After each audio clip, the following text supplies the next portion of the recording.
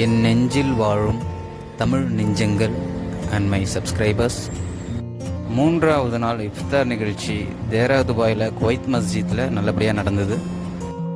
இந்த சர்வீஸை provide பண்ணிகிட்ருக்க Imman cultural centre குரூப்ஸ்க்கு நன்றி.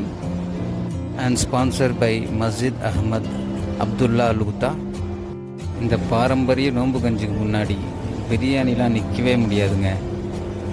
ஸோ தேரா துபாய்க்கு யார் வந்தாலும் இந்த இஃப்தார் நிகழ்ச்சியில் கண்டிப்பாக கலந்துக்குங்க.